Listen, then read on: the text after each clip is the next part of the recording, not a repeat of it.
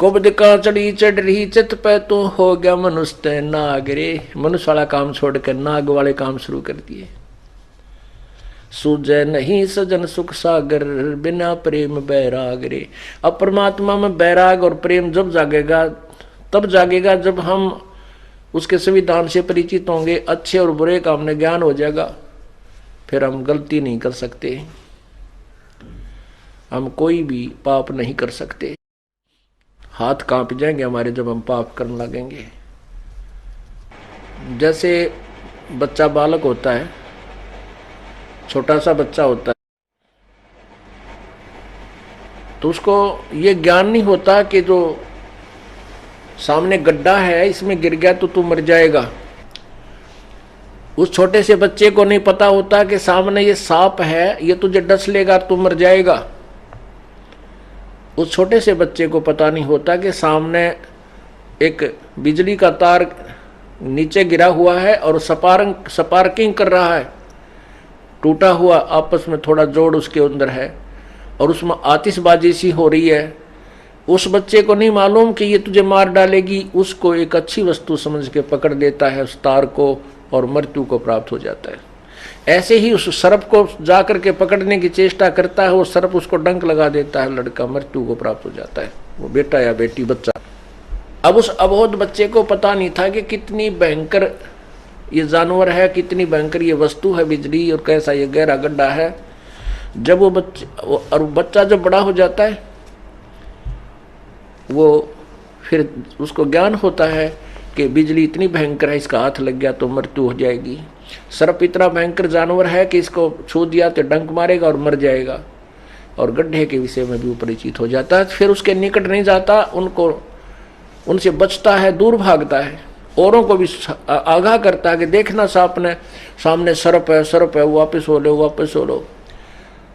तो पुण्यात्माओं, जब तक हमें तत्व ज्ञान नहीं होगा, भगवान के विषय में जानकारी नहीं होगी, हम उस छोटे से बालक की तरह हैं जिसने कतिकाएं का ज्ञान को नहीं, किसी विषय में नहीं जानता कि जो कर्म तू करने जा रहा है तुझे कितने भयंकर सिद्ध होंगे, तू तेरी जान के शत्रु बन जाएंगे, तेरे साथ क्या बनेगी, किस योनि में तू जाएगा। और जब हम सियाने हो जाएंगे, तत्व ज्ञान से हमारी बुद्धि विकसित हो जाएगी, फिर हम उस पाप को नहीं कर सकते। जैसे वो सर्प, ये पाप कर्म हमें सर्प दिखाई देंगे। पुण्यात्मा, पृथ्वी पर पाप क्यों बढ़ गया? अज्ञानता के कारण।